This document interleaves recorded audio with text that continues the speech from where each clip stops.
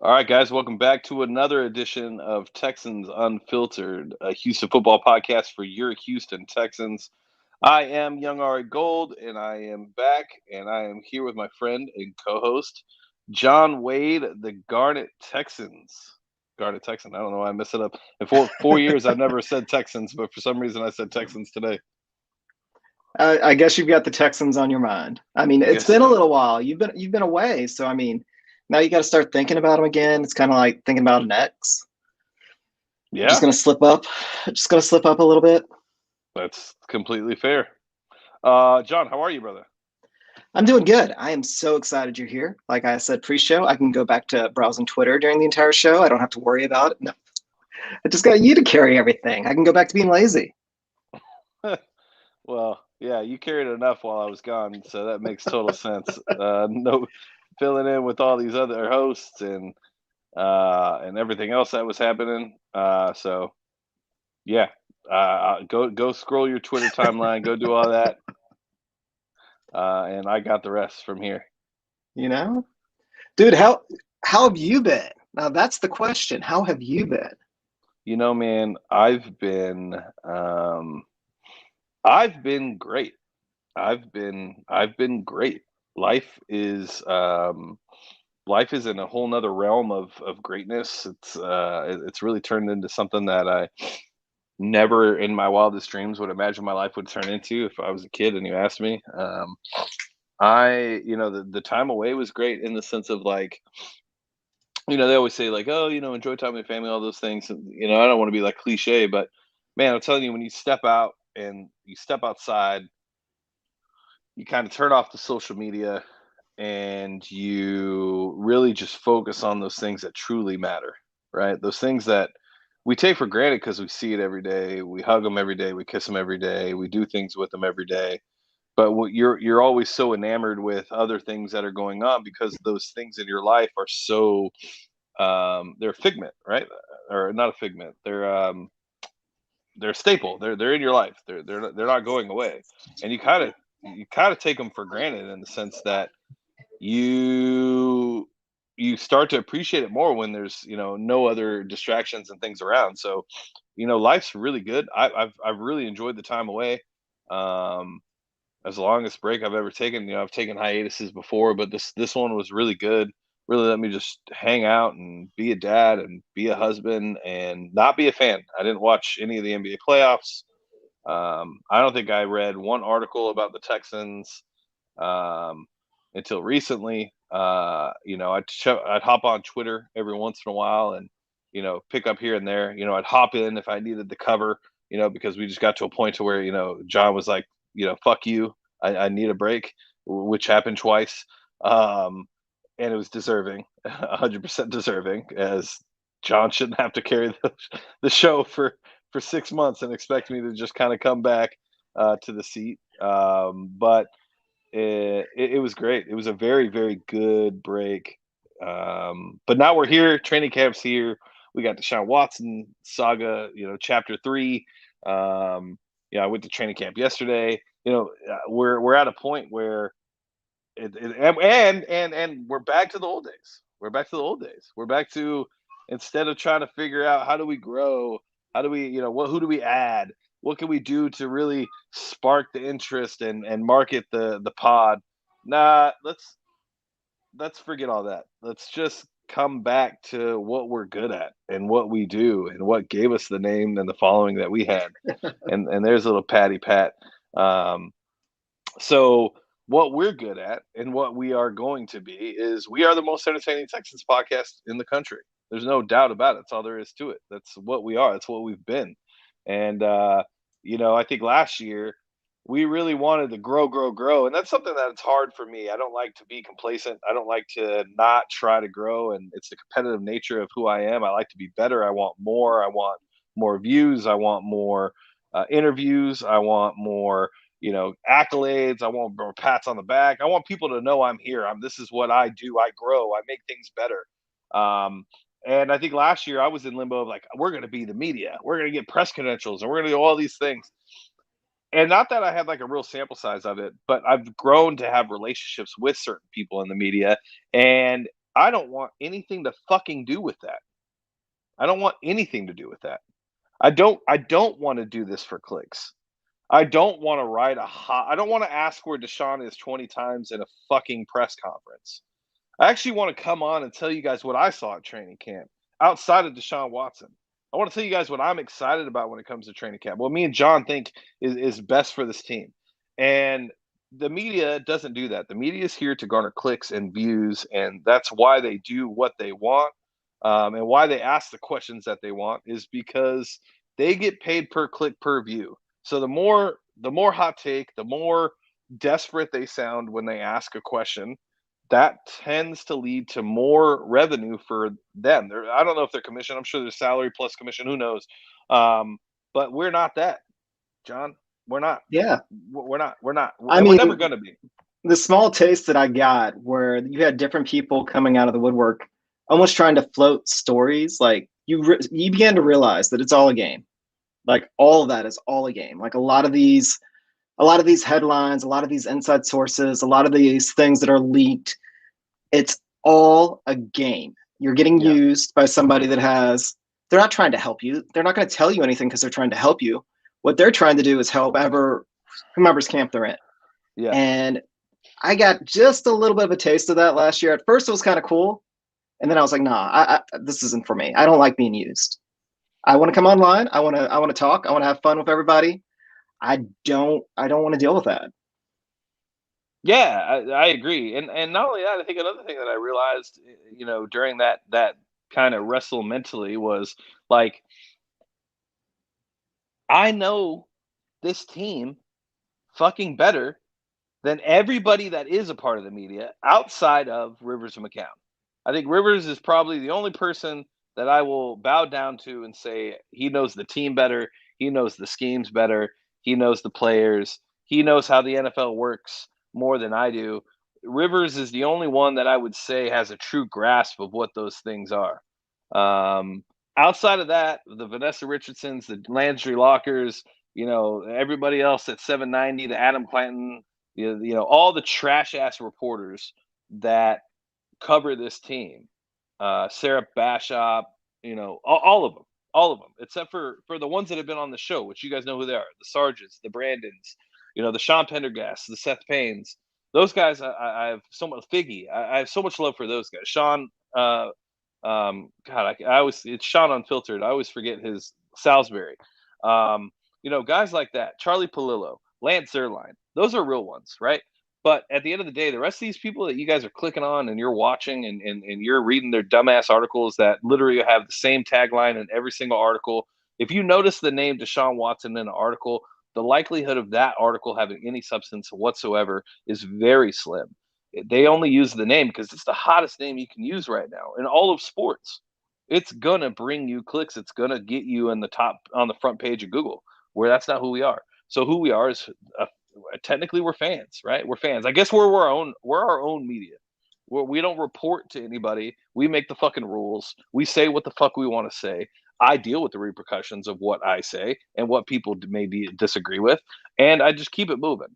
And that's what we're here for. So we're not going to be news breakers. We're not going to be bloggers in the sense of, all that stuff. We're here to break down training camp. We're here to break down the Texans. We're here to let you guys know our thoughts because that's really what we were originally, and that's what we want to go back to is the grassroots. So that's that. Yeah, be a little free to say whatever we want again. It wasn't fun having to tell down shows at certain points last year. That was the worst. That was the Dude, absolute worst. it got to a point to where security, the director of security, for the Houston Texans, had me, had to talk to me, had to call me, like, that's where it's like, dude, this is too much, and then I'm trying to get into Deshaun's camp and mess with Quincy and all these other things. I have relationships with players, and you know what, I appreciate them. I love them. I love being able to text and call them and talk to them about things and leaving it between me and them. Everybody gets on Sarge's ass because he'll hint at things, and he won't break the news. He won't break the news. He always waits till either Berman or somebody else comes in. But the reason why he doesn't, and I know this because I know Sarge and I know what he tells me, and then a week later it's true. Sarge knows a lot, but he appreciates the relationships of those sources that he never wants to go back and burn those. He'd rather have the relationship and just be good at what he does. Pat's going through that struggle right now. Pat's still going through the same thing.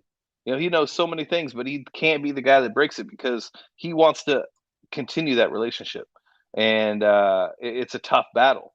So yeah, I mean that's what we're here for. We're not going to be that battle. We're just we're unfiltered. We are Texans Unfiltered. You get whatever the fuck we think, whenever the fuck we want to give it to you, and you can either comment and tag us on Twitter, or you can leave reviews on iTunes, or you can hit the subscribe and like button, which is free, by the way, and you can do all these other things. But what you're not going to get is us trying to be something that we're not, and that's what happened last year, and that's why we're back to the roots. So I say that, and by saying this, Pat and Jair will be starting a midweek show for you guys. Now, Patty says it's this week. If I know Patty, that means that the show likely won't be this week. It'll likely be next week, as that's just how things go. But that's just the way it is. Pat's always, he's like me. He's always busy. He overcommits, and then he ends up spreading himself so thin that he says, "All right, next week I got to get my shit together." So look at Sarge with the props, my boy, my boy, my boy. Anyways, let's get into training camp. I went to training camp yesterday on a spur of the moment thing. Dude, how was that? It was great. It was awesome. It was great. There were seats. It wasn't as crowded as it was in the past, right?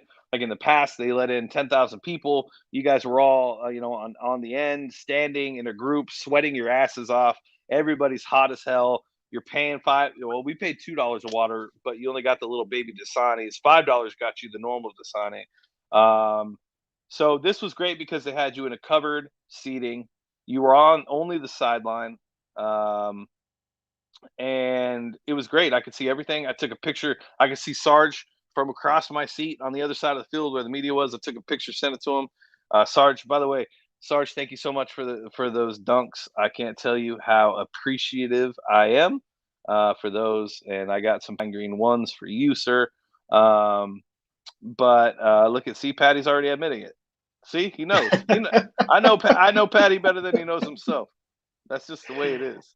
But training camp was great, man. It was really cool. All the seats were super close to the sideline. You could see both sides of the field. They had fans going. They still had that same, feel of like the tents and swag and all that other stuff. So it was great. I brought Parker and his little best friends across the street, and they've never been. They're Patriots fans.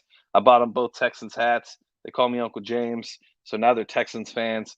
So I've converted two little ones into future Texans fans. So, but that part of it was cool.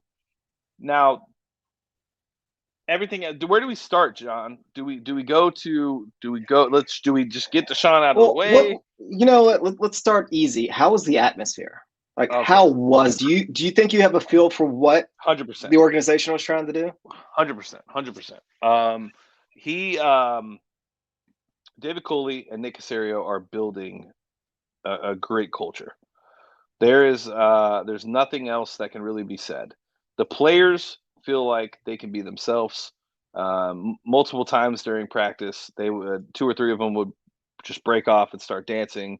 They were all interacting with each other. The vibe was exactly what you would want from your team in the first year with the first year head coach. The players looked at ease. The players looked as if this is a competition and they're here to have fun, and they're also here to earn a spot on the roster. And that's the total vibe, right? Like, Coley comes out, does his little thing, talks to the fans, they get into practice, the music's blasting, the players are playing, the players are dancing, the players are interacting. Then, not but 10 minutes later, here comes Nick Caserio walking on the field, dressed as a scout, and he's involved. He's throwing post routes, out routes, slants to the wide receivers, working with them.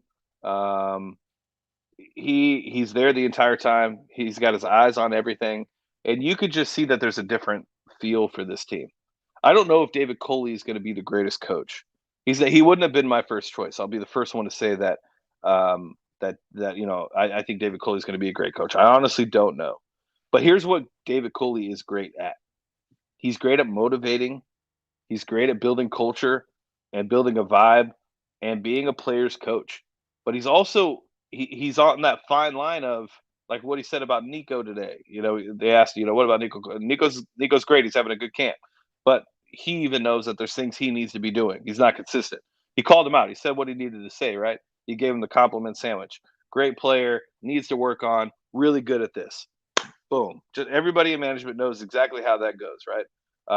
And that's how he's addressing the media, and that's how he's addressing the players. You can just tell that they're free. They want to be there. Every single player there outside of Deshaun Watson wants to be at camp. They want to play for this team. They hear the chatter. They know what last year was like, and they're ready to take the challenge on. And you know what? They're in a division now that's pretty much wide open.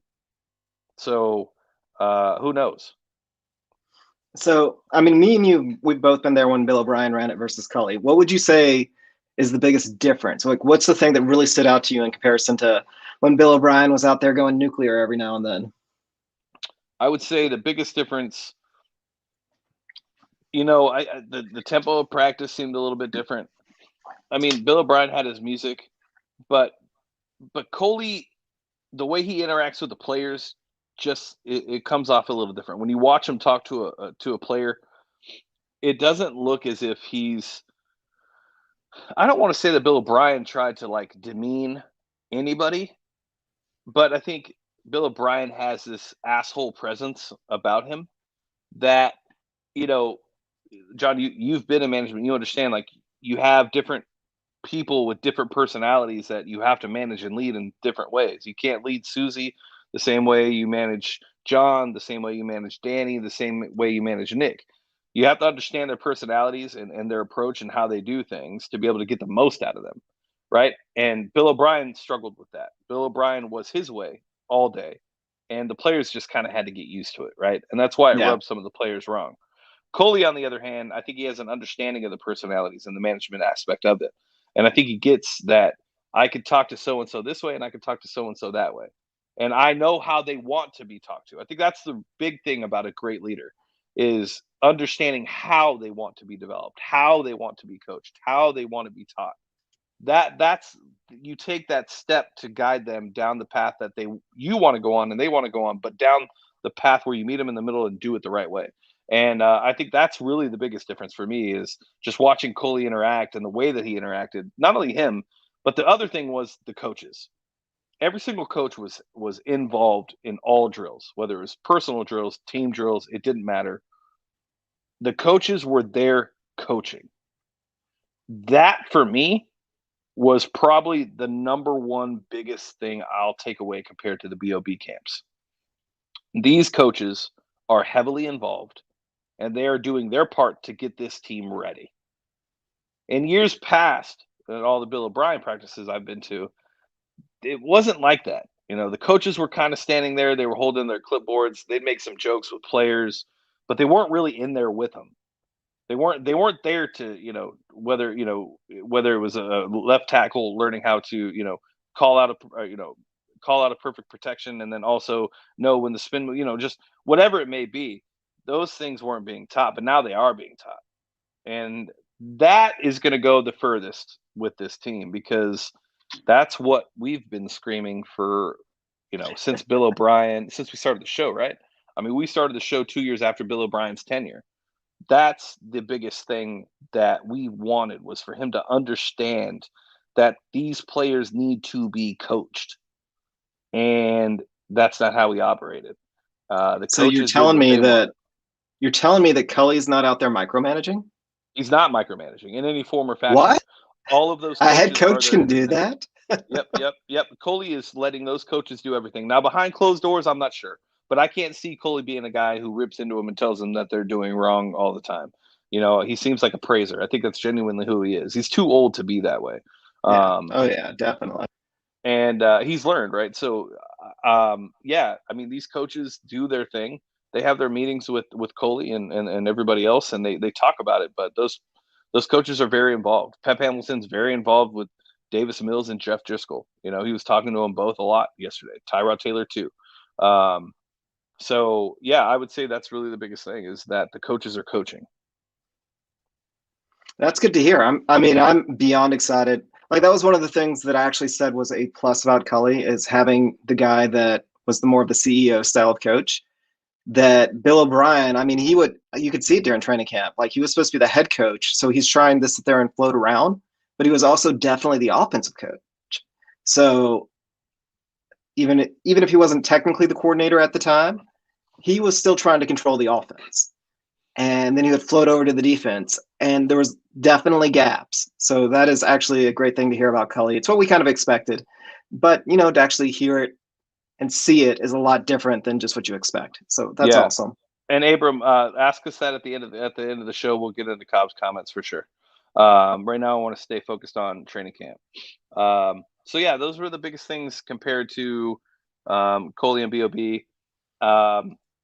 The other big takeaway, and it shouldn't be a surprise to anybody, is that Nico Collins is really he's really as advertised. This isn't Lestargine. This isn't Jalen Strong. This isn't any other wide receiver that we've had in the past that was a flash in the pan at training camp, and then it didn't turn into something on game day. Nico Collins is a stud. Now, getting the ball to Nico Collins is another conversation in its own, but Nico Collins is exactly what everything you're hearing, just everything you're hearing, no matter what article you're reading, no matter what, even the media can't, the ones that only talk about Deshaun, they can't even ignore Nico Collins. He is that player. He is the number 2 wide receiver opposite of Brandon Cooks. I would pencil it in right now. There is nobody that's going to take that spot. It's Brandon, Nico, and either Kiki or Miller. But that's it. I mean, those two, the 1 and 2 is it's solidified. It's not going anywhere. So, I mean, everybody has been saying that Chris Connolly's actually having a great camp. He is. He had a great catch today. But Nico is just another animal, bro. I mean, this guy is. Now with Nico, is this just all just so much physically better than Connolly? I mean, because he's not going to have the polish. Connolly's a vet. I think he's 4 or 5 years in, so he's an established vet. So he's going to know routes better. He's going to be a little bit cleaner of a blocker. Nico will be a cleaner blocker. Even really? Just because Nico's so big, he's so strong, right? Technique-wise, maybe he is a better blocker, but because of the power that Nico has, there's no way that Chris is going to be able to hold it. It won't matter. The technique won't matter because Nico is a fucking presence on the field. Okay. I can't wait to see him play. I really can't wait to see him play. I mean, the little bit of clips that have been put out there, he jumps out. And that was kind of my concern watching him at Michigan. Was sometimes he played slow. Sometimes he'd get lost, but then again, they had crap quarterbacks. Yeah. Granted, we're probably not going to have cream of the crop quarterbacks, so. We'll have a better quarterback than what Michigan had for sure, because Michigan hasn't had a quarterback in forever. But he's just he's a man out there, and Sarge is right. The way he uses his hands, Jordan mentioned. I think he had a clip earlier today. The way that he jabs Reed. So I mean, he's a great route runner too. Very crisp for his size.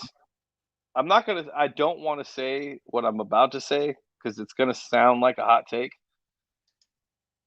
but he reminds me of Andre.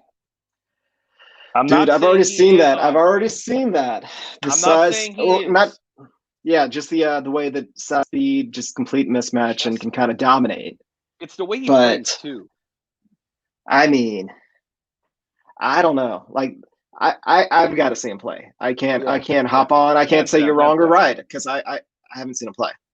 For sure. But yeah, I mean, so everything's advertised as Nico.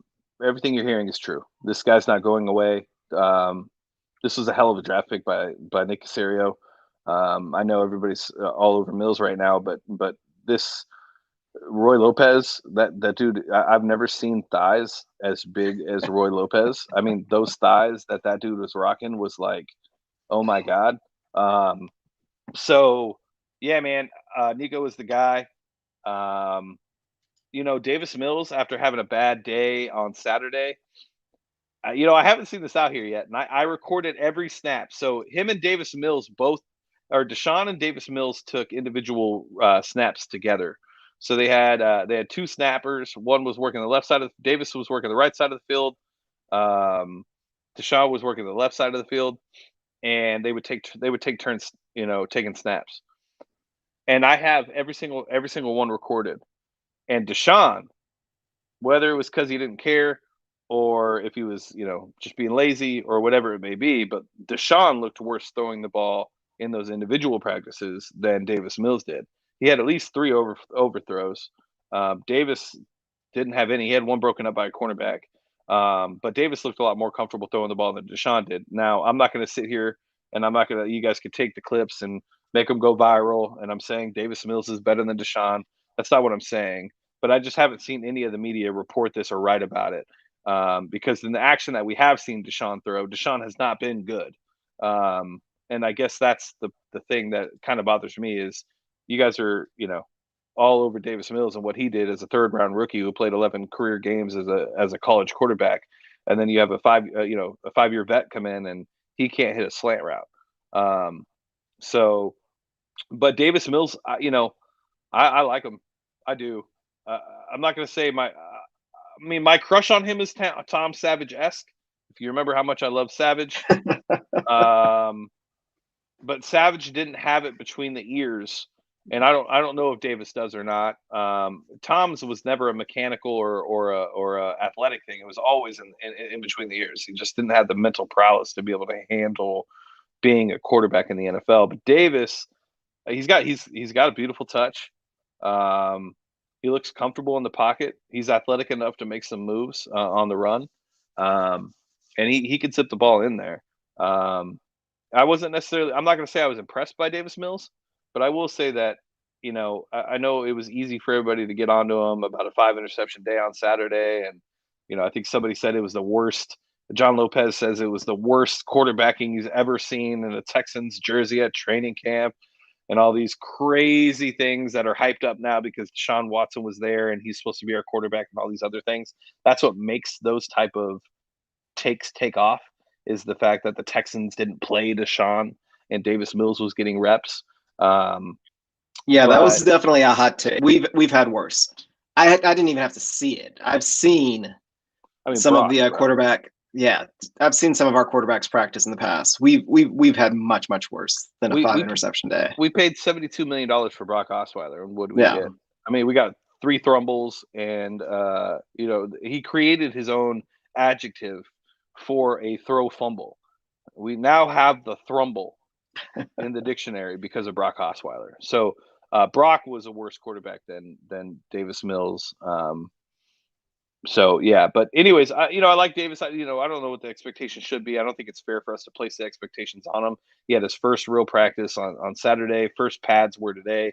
Everybody said he looked pretty decent today. But yeah, I mean, third round rookie Saturday taking first team reps against the defense that's flying. I don't really know what you were supposed to expect. Yeah. Well, I guess before we, talk about those other subjects, let's talk a little bit about the defense.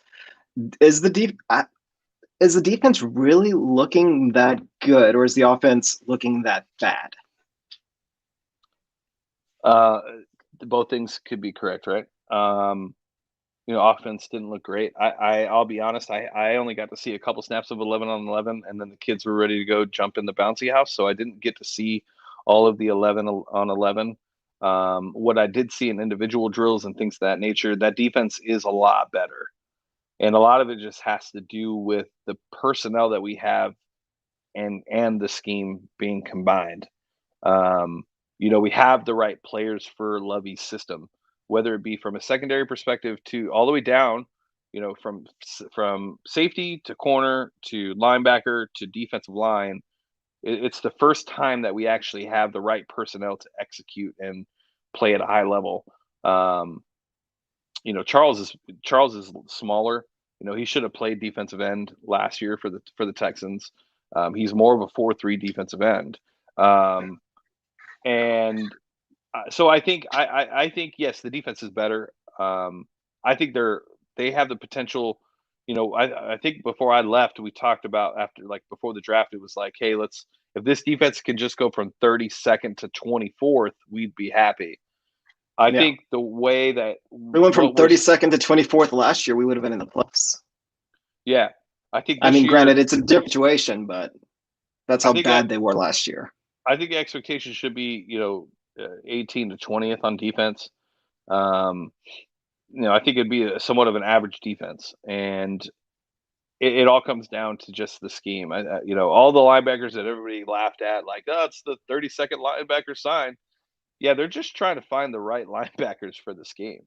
They're trying to make sure that I think it was Wallow covering Akins one-on-one yesterday and just shut him down.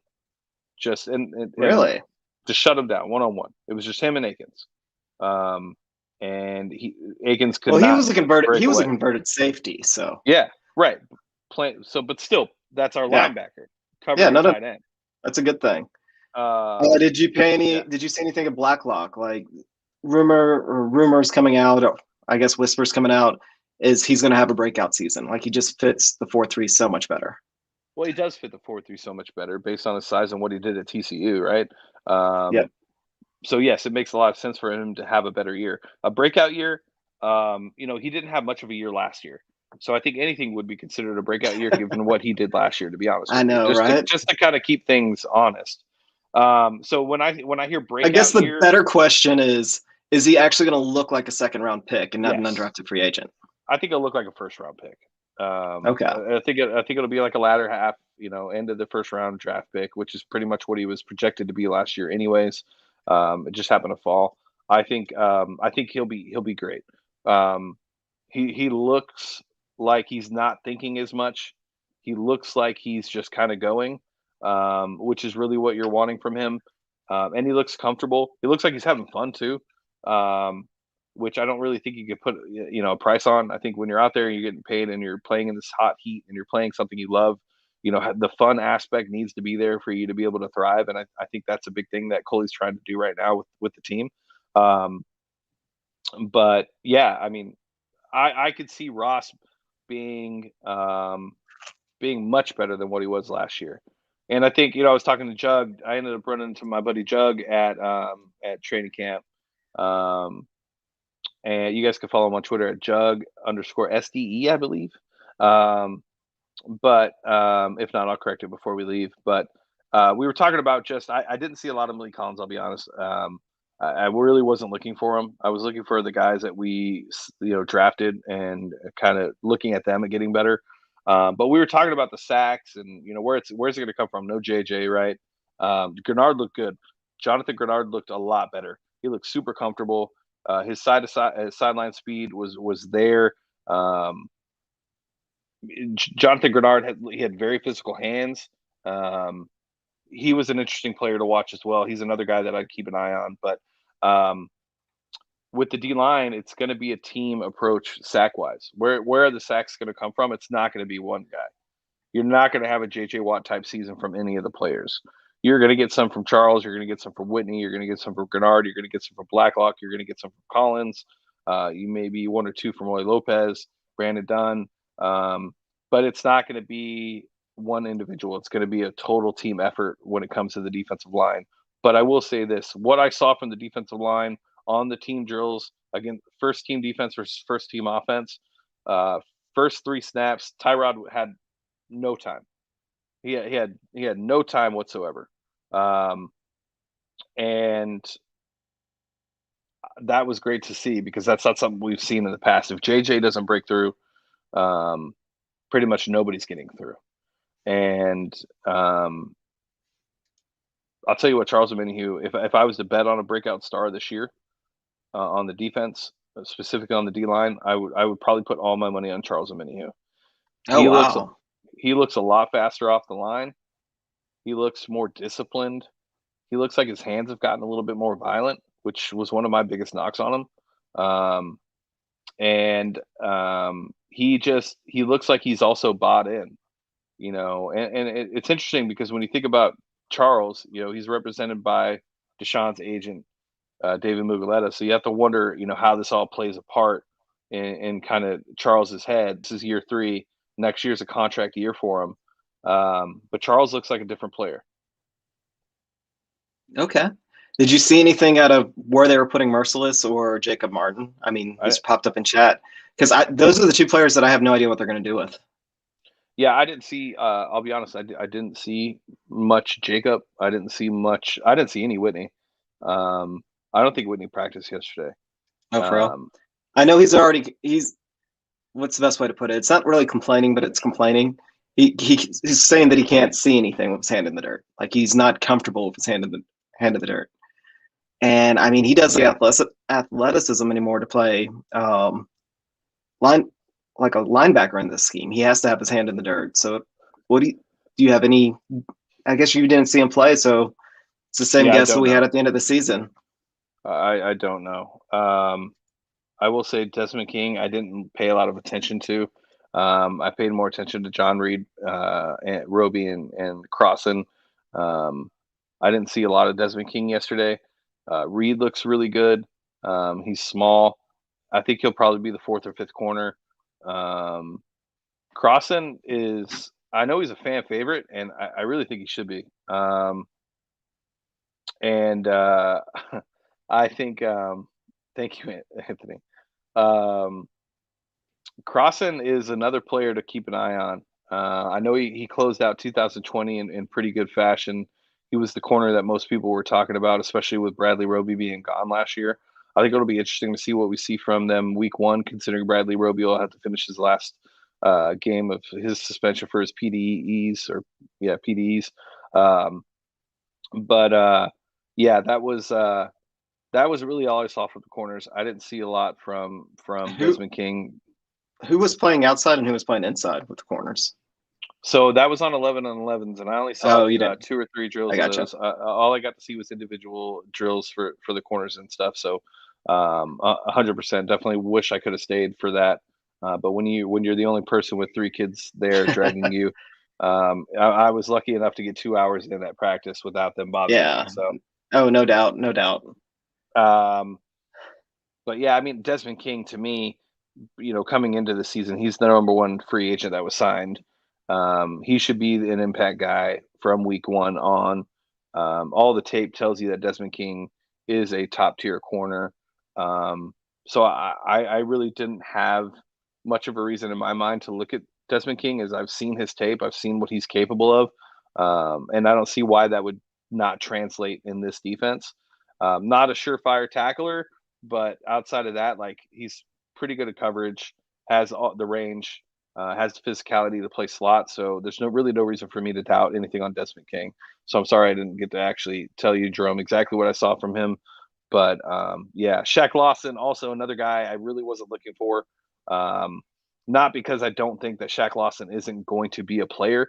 I just kind of went in, to be perfectly honest, there were so many roster moves this offseason that it was really hard for me to kind of keep track of who was who. I really could only go with who I knew. Not being as plugged in as I was for the last 5-6 months, I couldn't go into training camp and look at the numbers and be like, oh, boom, boom, boom, right?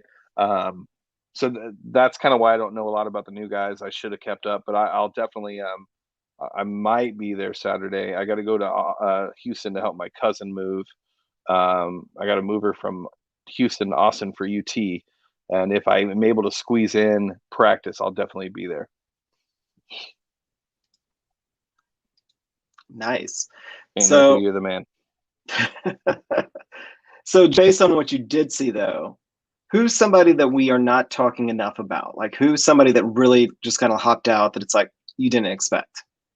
That I didn't expect, or that you didn't exceeding expectations? There you go. Either one. Right here. Really? Justin Reed is playing the best safety he's ever played. This guy is fit for this Tampa 2 scheme. He's flying around. He's not thinking as much. He's the leader of the defense, hands down. There's not another player on the defense that is the leader of this defense. Justin Reid is the leader of this defense. You should see the way he's coaching up and communicating with players. Justin Reid has a huge chip on his shoulder. I'm not sure if it's because of the way that the season went last year, and it also correlating with how his season went, because he'll even tell you he didn't have a good 2020. But he looks like a guy that's ready to break out, like a safety that'll be talked about nationally for quite some time. Maybe to the point to where he kind of gets himself out of Houston, in the sense that we won't be able to afford to keep him, because this guy is playing with a purpose. And from what I've seen from him, it's very exciting. It's what you would want to see from Justin Reid based on what we saw from him his rookie year. Okay. Last year it was, we're going to line you up at slot in week 1 against the Chiefs. We're going to throw you around. We're going to do this and that. We're going to make the game overly complicated for you. This year, we're going to make this extremely simple for you, and you're going to thrive in this system. And it looks like that's exactly what's happening. All right. And let's see. Somebody else talked about it. Lonnie Johnson. Did you see anything out of him? I know that they were just working back in. So yeah, he didn't practice yesterday. You guys know how I feel about Lonnie. He's probably one of the main players I do talk to on this team. So no, I can't say anything about Lonnie and what I saw, but I will tell you, and it's something that I've echoed since we started this thing and Lonnie was drafted. Lonnie is going to play better at safety just because of how he plays when the ball is in front of him. It's a very similar situation to the way that things were done with Kareem Jackson. I know a lot of people were really upset that he worked so hard at corner and was played at safety last year. It's something that should have maybe been done his rookie year. I think they were so down on they were down on corners 2019 and 2020. I don't think they could really commit to him being a safety in 2019 when he was drafted. But big, lengthy, athletic guy, very long arms, very physical, and he's a tackling machine. And I expect big things from Lonnie. I'll tell you, it'll likely be Reid and Lonnie, but watch out for AJ Moore, because this scheme also fits AJ Moore's skill set too. And he was another guy that was flying around yesterday. Yeah, no disrespect to AJ Moore. Like last year, he was probably our best at covering running backs out of the backfield. Yeah. The problem he has is he can't cover tight ends. Right. He's too tiny. Yeah. So yeah. I know you love him, but I mean, that's I don't know how he's magically going to start being able to cover tight ends. Now, if we need to shut down, like he's the missing piece that if we had 4 years ago when we needed to shut down our receiving back, like why couldn't he have been around then? But as a full-time, I don't know. Maybe I could be wrong. Like sometimes people will take a step up in their game, but that was his big weakness. You just made sure that you got a tight end matched up on him, and you could pick on him all day. But we'll see. And then on running backs. Yeah or no? Sure. Okay. What did you see? So this kind of goes in line with biggest surprise at camp.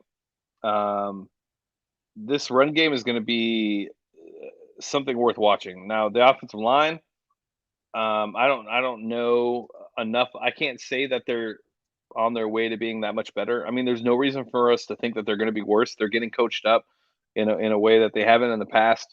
You pretty much have 3 or 4 spots already kind of solidified, in the sense of Tunsil, potentially, Max Sharping or Titus, Justin Britt, not sure about the right guard, and then you got Cannon at the right tackle when he gets back. So there's no reason to think that we won't get better. I like Titus in at guard. If he could play opposite of Max, I think Titus is very physical. I think his skill set is more geared towards playing guard, as much as people don't want to hear it because he was drafted as a tackle. But priorities have changed. We have another tackle that they are comfortable starting. But I think for the run game, it's going to make the biggest difference having Titus there. next to Britt and next to Cannon, as he's physical enough to be able to clear the holes and get to that next level when need to. So I think that'll probably be the best part. But the run game with Ingram, Lindsey, and David, you really probably couldn't ask for a better threesome. And I know a lot of people are like, well, Mark's old, David's old, and Lindsey's young. That's kind of why it works, is because in spurts, Ingram's going to be able to give you enough. And in spurts, David's going to be able to give you enough. But to spell that, you have Philip Lindsay there as well, right? And Ingram is running hard. I mean, he's just running super hard. Every run I saw, he was running extremely hard. And I don't know. I like the running back room. I do. I think it's a very interesting running back room. I was trying to find who actually said this, but somebody pointed out that, of course, because it was Duke Johnson and David Johnson last year, they didn't realize how much David Johnson looks more like a receiver compared to a typical NFL running back. Now that we have actual NFL running backs on our roster, and you compare him to David Johnson, all of a sudden David Johnson really looks like a receiver. Would you agree with that? Like, is that what you saw, or? I mean, David ran pretty well. I mean, from a size perspective and build, he definitely looks like a wide receiver. He doesn't look like a running back. I mean, he's a very tall running back. I think he's 6, right? He's 6'6.5". So definitely a lot taller than you'd expect your running backs to be. Wasn't at one point he was our tallest? If you took last year. Receiver, if he was a receiver, he would have been our tallest receiver last year. Yeah, wasn't that last year? Yeah. Or at least active. I think Coulter was taller than him, but I think the only person that was taller than him that was active were the tight ends. Yeah. Okay. But yeah, I mean, David looks good. I know a lot of people, and I know Rivers keeps banging the drum of like people talking up David Johnson's last 3 games last year and the mental health and things of that nature. But to me, I thought he had a really good last 3 games of the season, and I think that it's something for him to build on. And he played on a team that was on a downward spiral, had so many different things going on, from firing the general manager to or no, not firing the general manager, sorry, firing the head coach, to rack and everything else that was going on. Oh, look, Storm says he's doing it. So I like David. I like David. I like Ingram. I like Lindsey. I'm super excited about it. I think that they could. It's all about that offensive line, though, first. I didn't see much of Sharping. What I did see, though, he looked a lot better than what he looked like last year. So, yeah. Okay. And I mean, I think if they have broken the mindset and used David Johnson as a big back, I think he'll be more successful. Because remember last year with that. Well, yeah, that was last year what they said. Or I might have even been Bill O'Brien himself that said it before he was let go. It was Rack. Rack said it. That they've got to, sometimes you just got to feed David Johnson up the middle because he's the bigger back. And that's why they weren't even giving Duke Johnson more touches, because they needed the bigger back in there. But I think that's what Ingram's there for. Yeah, and that's exactly my point. If David Johnson's not used as a bigger back, he's a better receiving back than he is a big back. He's also a better one-cut runner. Yeah. So hopefully that means he'll be more productive, because I mean there was a stretch last year where it was bad. Yeah. And I mean, he's a great guy. Obviously, we're rooting for him. Obviously, we want the Texans to do well. And if David Johnson out there and has a solid season, that means the Texans are actually going to probably be doing pretty well. So naturally, we're rooting for him. That's just my concerns. And I think that they have addressed it, because they're not going to ask him to do the bigger back type role. And Philip Lindsay is actually a really good power back. He's a little bit smaller for a power back, but he's actually a really good power back. So it's probably a better mix. Yeah. Jerome, Anthony Miller looks good. Anthony Miller reminds me, his whole situation in Chicago with Mitch at quarterback. I think it's going to be an interesting battle to see, who kind of wins that slot position between him and Kiki. They're very similar players. I think you kind of win either way, but he did look good in what I saw yesterday. What about Big Sarge's guy, Alex Erickson? He seems pretty convinced that he's going to challenge. He's going to challenge for the slot. He said don't be surprised if he's the 4th receiver. and Sarge would know better than most because Sarge has been at every training camp. Yeah. And applaud Sarge because he usually finds a guy and sticks with him, and he sticks with him through all of training camp. And it looks like he's identified this guy as that guy for him this year. So if Sarge is telling you to pay attention, I'd start to pay attention. I didn't see a lot of them for me to say that he is, the guy. But I'll take Sarge's evaluation for sure. Tight ends, I'm going to be honest with you guys. All I watched was 88. I really didn't. I didn't watch Brevin Jordan. I saw Kahale's massive self out there. I also watched him drop like 2 significant passes. The water polo player probably should have just went to the Olympics and played water polo. I don't even know if water polo is an Olympic sport. But Kahale, he's huge. I mean, in person, he's huge. He's huge. But Jordan is just the better tight end. And then Pharaoh Brown didn't practice yesterday. He didn't practice till today, so I didn't really get to see Pharaoh Brown. I love Pharaoh Brown. I think that it should be the Akins Brown, Brevin Jordan show, but I think you might have seen the final. This might have been the last straw for Kahale. You think so? I don't see how he makes the team. I mean, he's got inconsistent hands. He's not a great route runner. He's not a good blocker. Akins is a better blocker than Kahale, and Kahale has him by like 40, 50 pounds. No kidding, because that was supposed to be Kahale Warren's calling card coming out of college. Like, he was the most pro-ready blocking tight end that had the upside as a receiver, but he was going to be able to make his money as a blocker. So I always thought that it was going to be between him and Pharaoh, which one showed the most as a blocker, a little extra. But you got to keep in mind when people say that, pre-draft, right? Yeah, I feel like people don't take into account the school that the talent goes to, right? Well, it was a run school at San Diego State. So he was blocking a lot. I mean, he was blocking a lot. Now, granted, the competition he was blocking. Exactly. Right. When you're blocking littler white guys than you should be able to do that. So yeah, I'm not sold on Connolly. I know a lot of people really want him to work and are stuck on the last regime. It'd be ideal for him to work. I'd like to see it happen, but Akins is number one, hands down. Yeah, I don't care who it is. I just want an inline blocking tight end, like somebody that can actually block. Pharaoh Brown showed the most last year as a blocker, but it wasn't great. It was just better than everything else we had. And don't get me wrong, like, I'm excited about Brevin Jordan. Like, I think that he'll be an excellent receiving tight end. But he's a younger Jordan Akins. Like, they're very similar type players. Like, he's not going to come in. He's not going to be the blocking tight end. He's not going to be somebody that can stay on the field the entire game because of his ability to block. He's going to be in there when they need a receiving tight end.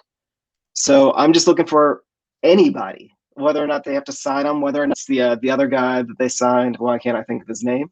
That comes in and just shows some consistency at that position. Yeah. Oh, I lost my train of thought. Sorry. This is what I was. No. You're fine. You're fine. I would. This is what I would say about Jordan Akins. Tyrod Taylor he loves to dump it. He loves to throw it short. If you guys are looking for a sleeper tight end in fantasy, I think Akins is a pretty significant sleeper at tight end, and it's not just about his talent. It's not because I'm in love with him. It's just because of the quarterback that he'll likely be playing with.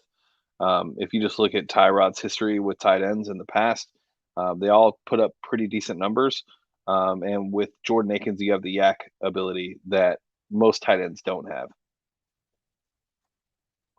Yeah, I mean, yeah, I hope so. I've been right there with you. Jordan Akins has, I think, 2 years in a row led the Texans in yards after catch.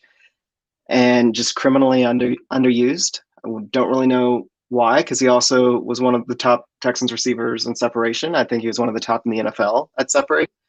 So he gets yak, he gets separation. You would think eventually he'd start, racking or accruing yards in some form or fashion. If he's not, they're just not targeting him. So Tyrod, I mean, we all know Tyrod's problem. He's not going to push the ball down the field. He just doesn't. And I don't know if that's an arm strength right now, I honestly don't know. I have not paid enough attention to Tyrod. I can't wait to watch a little bit of the preseason because I want to know whether it's arm strength versus mentality. Based on what you saw at practice, and even if you've done any scouting beforehand with Tyrod, what do you think it is? Is it his arm or is it mental? Um, I think it's the inability to be able to throw deep. I don't know if it's the arm strength, more of, I guess, technique maybe, Okay. or maybe it is mental. Like the 3 deep passes I saw him throw yesterday, were off pretty heavy. Um, so I think maybe it's a combination of the two. But Tyrod doesn't look to be a very accurate deep passer. Um, so yeah, maybe it's also just the fact that where everywhere he's played, it's kind of had to be that way, based on the offensive scheme that he was running. But um, yeah, I don't know. I mean, I don't think he has the deep ball. So as of right now, yeah, I would say 100% Tyrod's your starter. But I think it could change. I All right. honestly, I'd like to see Davis get some shots just to say that Mills has a No, better deep ball, I by the way. actually, I mean, the more that I've thought about it, what you said at the beginning is Tyrod will probably play, or beginning of the offseason is Tyrod will probably play as long as the Texans, for some reason, continue to fool themselves that they're competitive, and they may end up being competitive. Who knows? You never really know in the NFL. But as soon as they fall out of any sort of chance for anything, then Davis Mills needs to take over, whether or not that's game 1 or game 6 or game 7 or whatever. Davis Mills, they need to see what they have in him. Yeah. All right. So we're near the end. I told one of the stipulations of me coming back was I told my wife it would be an hour every Tuesday, as she's gotten spoiled with me being with her every week now and every night. But I run a little over the first day. It is what it is. I guess we got to talk about Deshaun. So Yeah. before we Do we? do that, before we get to Deshaun, I need everybody to go on to Twitter right now. We'll take a little break. Go on to Twitter and type in the search Twitter, type in at Big Sarge, Sarge Sports, Sportz, and click follow. This guy's killing training camp right now. He's covering it in a way that I haven't seen him doing in a while. And he's doing an amazing job. So make sure you guys go follow him. He's my friend, my brother. I have a great relationship with Sarge. So any love that you guys could show to Sarge would be much appreciated. And this isn't because he got Yeah. the pair of dunks. It's been that way for a while. He's put me on the radio. He's called me and had me on the radio.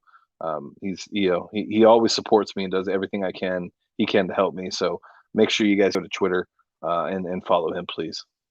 And I mean, I'm just going to throw it out there, regardless of James and Sarge's relationship, there's no one that's covering training camp the way Sarge is. There hasn't been in a while. We need somebody like him. Show him appreciation. He has 2,400 followers. Like, that's an absolute joke. Y'all go follow him. Best follow, definitely the best follow that you're not following. Yeah, him. Here's who you guys should be following. You guys should be following him, and then you guys should be following my other guy, Brandon Kyle Scott. You can follow him on Twitter at Brandon K Scott. He's killing it at camp too. He's also just an amazing dude. Somebody definitely worth following. Um, he's awesome. So follow Brandon Scott on Twitter. All right, let's get to Deshaun. I think that's what people really want to hear. They want to hear our thoughts. You guys save your news breaky questions for Pat on Friday. As I don't have anything to give you guys. That's all Pat's doing. If he wants to give you guys tidbits, he can. Um, but let's talk about what I guess at the end of the day, I don't really care that he wasn't there today. It's not a big deal to me. I mean, if he's not participating in camp, like him not being there really isn't that big of a deal, anyways. If he's just doing walkthroughs and individual drills and he's not leading the team, it really isn't the story that it should be. Him being there or him not being there, the outcome is still the same. He wasn't going to get first team reps. He wasn't going to lead the offense. So at the end of the day, I really don't care if he was in in NRG on the milking table, or if he was at NRG getting his ankle looked at, whatever it may be. He's not on the team. I mean, he's on the roster, but he's not actively on the team. I don't really care the difference. But I guess, John, we need to get into the speculation of where do we think it goes and what do we think the outcome is when it comes to Deshaun Watson. And I've done a lot I of mean, talking, so I'll let you take this for a little bit. Nothing that has happened the past couple of days has changed my opinion. I still think that if Deshaun ends up playing football this year, it's going to be with the Texans. I don't think that Caserio is going to be lowballed, but I don't think the Texans want him to play.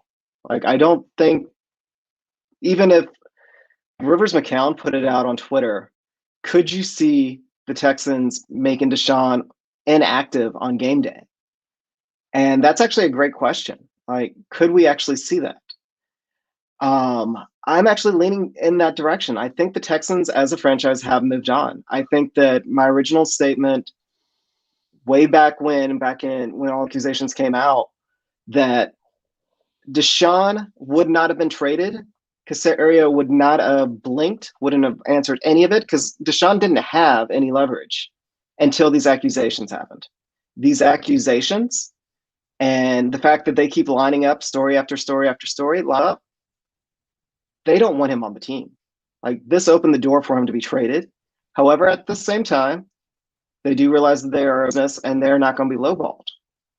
So I think that, Deshaun's just going to be like a specter. Like, maybe they crack and let him play, but I don't think he's going to get traded. And I don't think they want him, but I don't think they want to play. So I called it 3-4 weeks ago when I said that he'd be at training camp. And everybody thought I was crazy. They all thought he was going to hold out. He can't afford to hold out.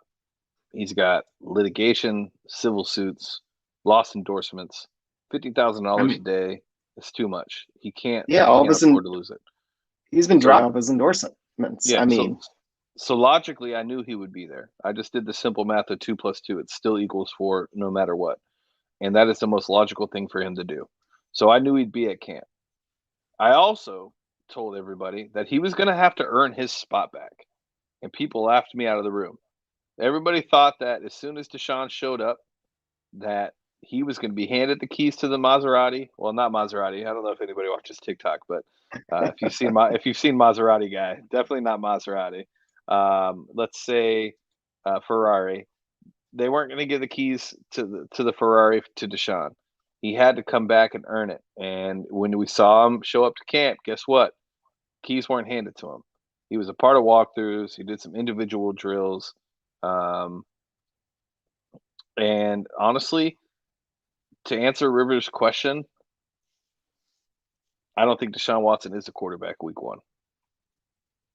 Even on this roster. He won't be active on game day. That's honestly what I think. I think Nick has had enough, but I think it goes a lot bigger than Nick. I think at this point, Miss Janice has inserted herself.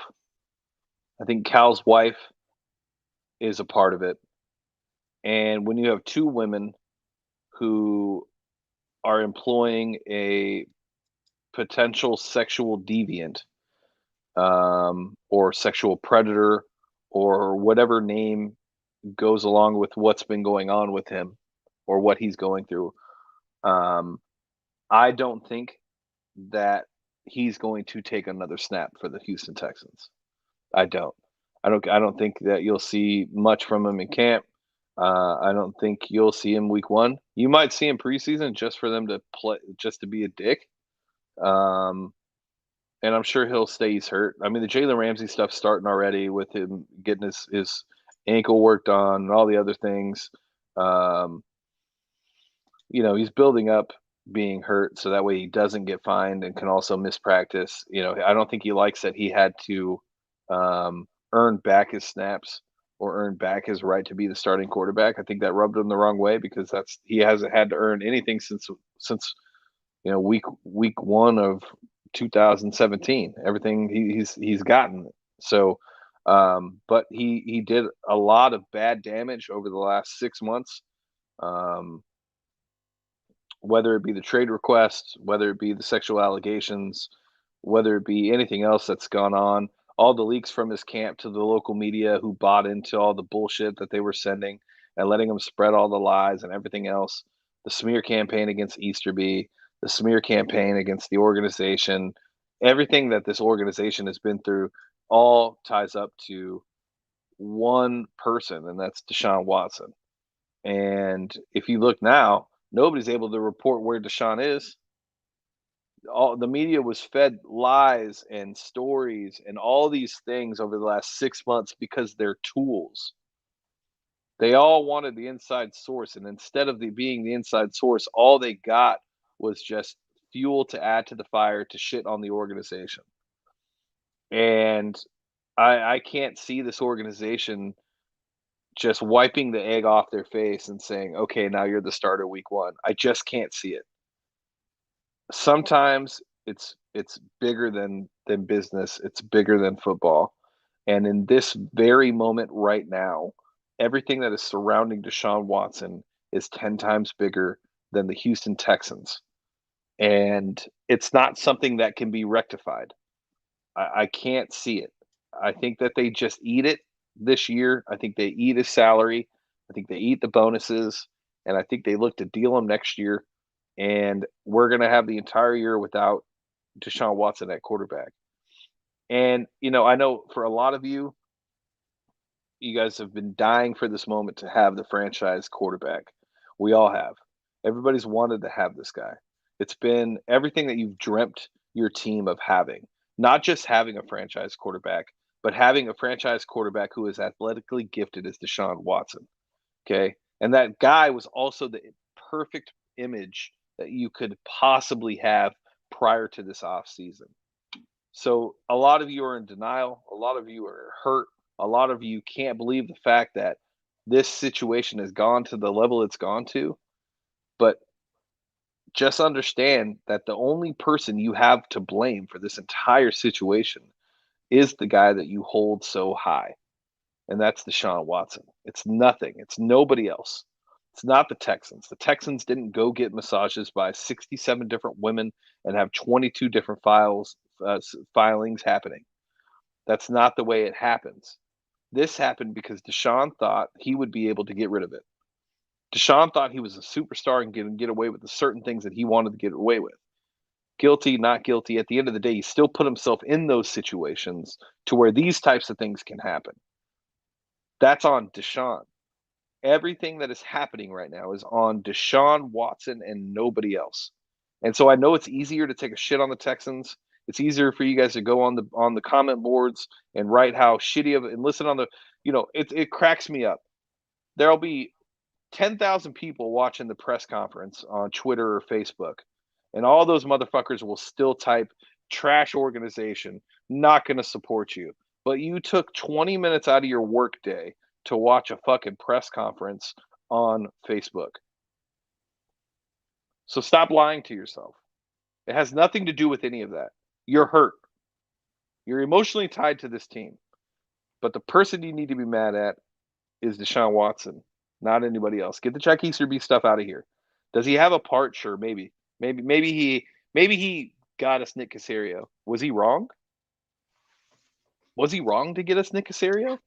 At this point, based on what we've seen so far, can you tell me that he was wrong to get Nick Caserio?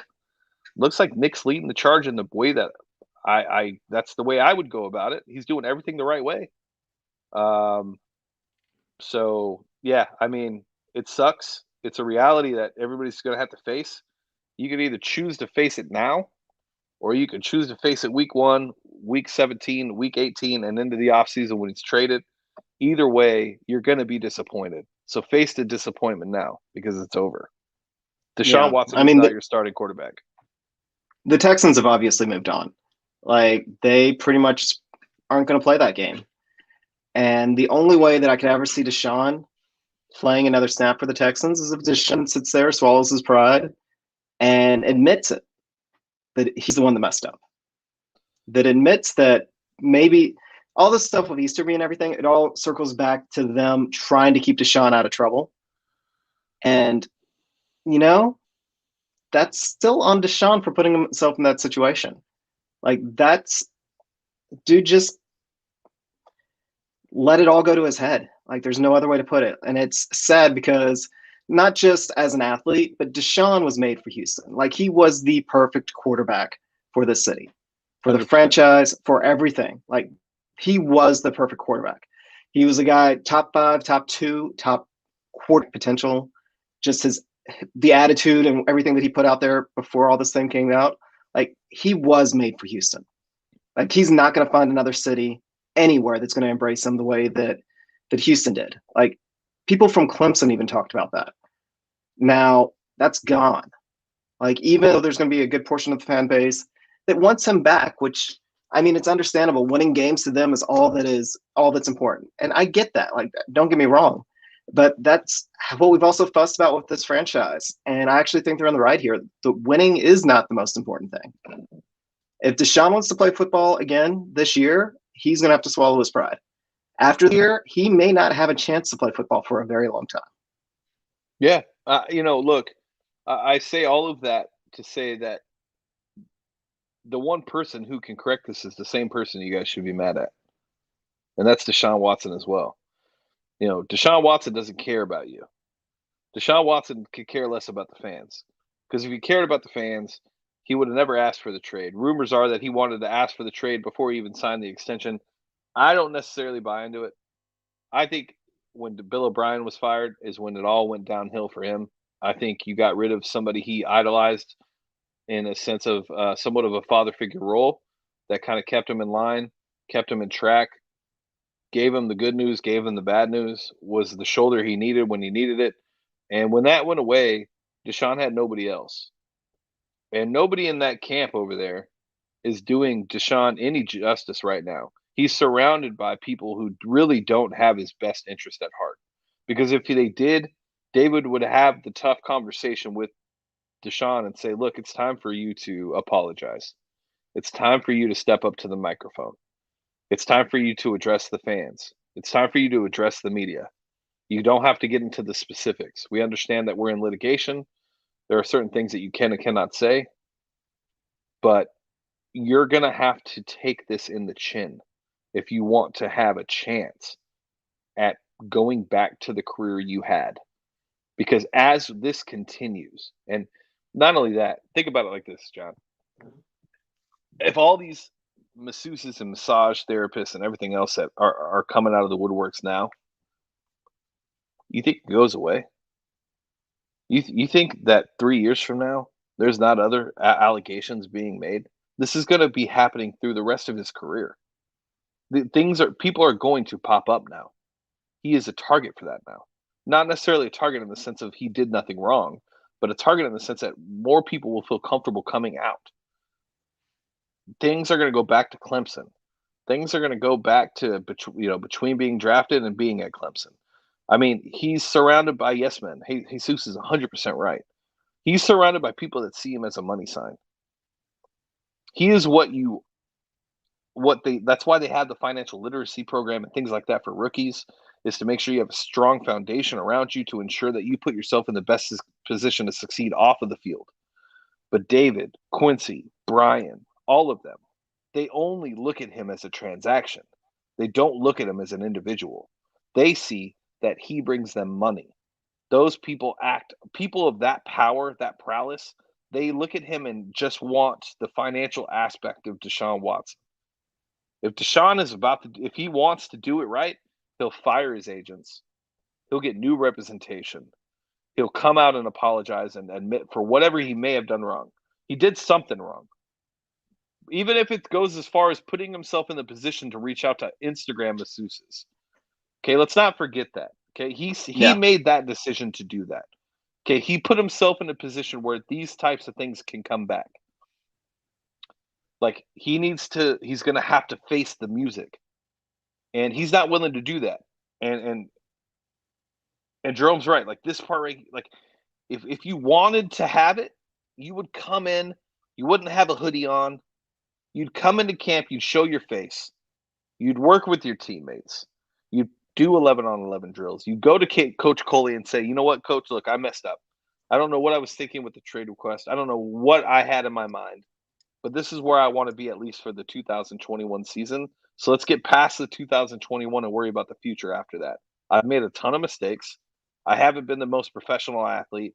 I haven't set the right example for all the people that follow this organization and are fans of this team, but I need to correct that, and I will going forward. But I need to know what I can do to earn my job back, and I'm willing to put in the work to do so. That's it.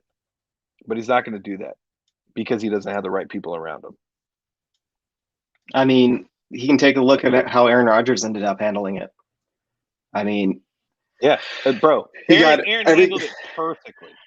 Every concession he wanted, and he'll get it at the end of the season. Deshaun could have done the exact same thing. He was so transparent. He was so transparent. Yep. I don't know if I've ever heard an athlete be as transparent as Aaron Rodgers was during that press conference. I mean, that's something that I go to sleep dreaming about, because that's what makes this part of the game so fun, is that you're able to relate to these athletes in a way that, you know, when you have those types of conversations with Aaron Rodgers and you're hearing what he's thinking and what went into the decisions and the reason why it led to this path and all those types of things, you know, that's why Green Bay loves Aaron. It's not just because he's a great quarterback. It's because he is transparent, man. And it's just like music. You know, if you can relate to the artist emotionally because he's able to appeal to your emotions, whether it be a concert or a song, that's what gets you hooked. And Deshaun's he's not going to be able to do it. He's had everything handed to him his entire life from college on. Maybe before that, I understand he had his situations and things of that nature. But now he can't do it. And he won't do it, unfortunately. I think you're right, man. All right, Randall Cobb. We're out of time. Randall Cobb. Oh, Randall you Cobb. want to hit up Randall Cobb? I mean, Randall, he didn't really, I mean, he maybe used the wrong words, but he didn't say anything wrong. I mean, he's right. The Texans are resetting. It is a startup. They're doing a hard reset. The Packers were just at the NFC Championship game. They're at the top. They needed to they're the big business that has everything figured out and just needs to get another year out of it. The Texans are in the reset. So yeah, he's absolutely right. He's going from a chance to be competing from the first round pick to a chance to compete for the Super Bowl. Does not matter what he thinks about anything else. Like, that's all it is. And then he even said positive things about what Cario and Cully are doing. Like, he didn't trash them. He just pretty much said nothing wrong. He said the Texans are on a reset. Yeah, I think you know, they stopped the quote, you know, Bleacher Report, fan sided. You know, they did their cool picture of Randall Cobb at the press conference podium and took the quote and put it underneath him, but didn't put the full quote. You know, they didn't say the last part where he said that with Nick and Coley, he thinks that they're building the right thing. They're doing it the right way. They're going about it in the proper manner. And it's time for a reset. They left that part out, as they usually do. I don't think Randall Cobb was wrong for anything that he said. I think what he said was 100% correct. It was accurate. This team is in a reset. They are in a rebuild to an extent, right? And the only reason we're in a rebuild is because we don't have the franchise quarterback that we drafted 5 years ago. That's all there is to it. So you guys want to be mad at why we're in a rebuild? Well, go hit up Deshaun's Instagram DMs. Tag him on Twitter. Let him know. You're the reason why we're in a rebuild. It has nothing to do with anything else. Fire your fucking team and fucking swallow your pride and let's get back to work. If not, you know, good luck wherever you get traded, because you're not going anywhere unless we get the fucking capital that we deserve. That's all there is to it. And just a comment, his teammates saying that he looks like a man out of jail. Of course he does. He's a competitor.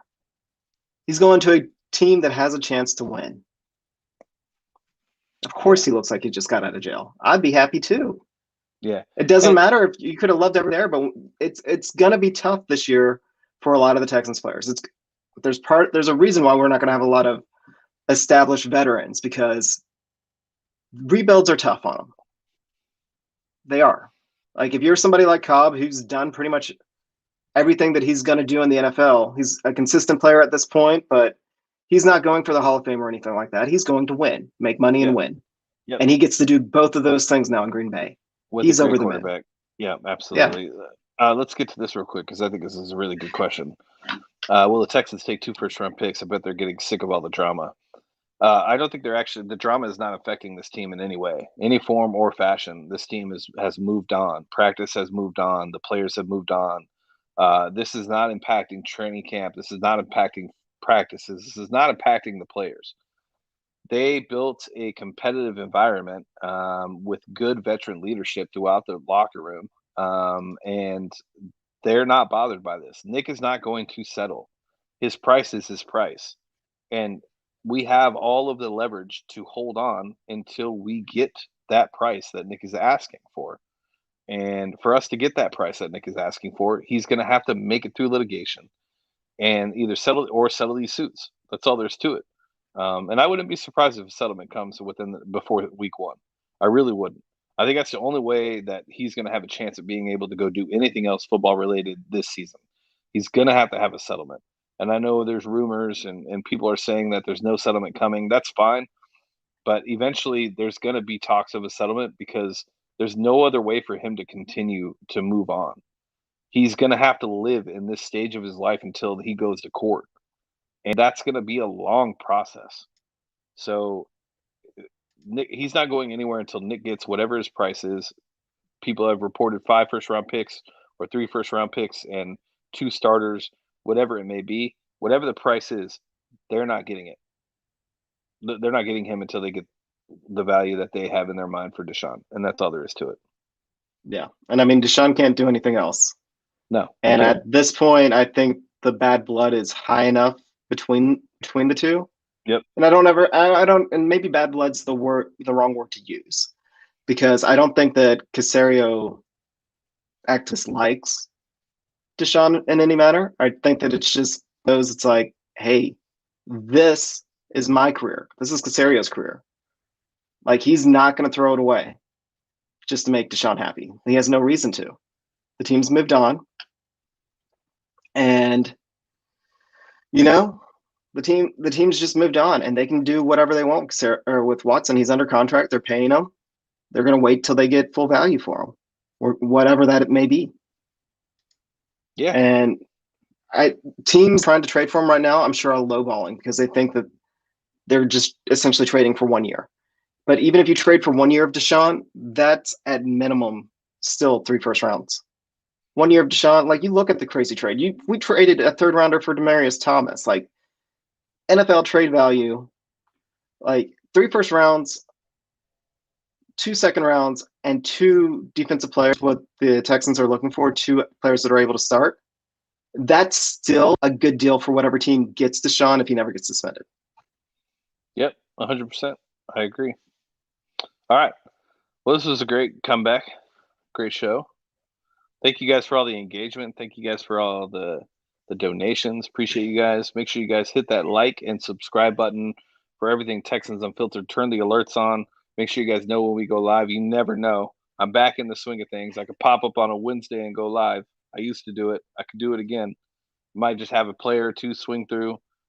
Either way, make sure you guys hit the subscribe button on our YouTube. Make sure you guys follow us on Twitter at YoungAri_gold, and make sure you follow John Wade. John, what's your Twitter handle? I'm so bad at knowing Twitter handles. John A. Wade 3. John A. Wade 3.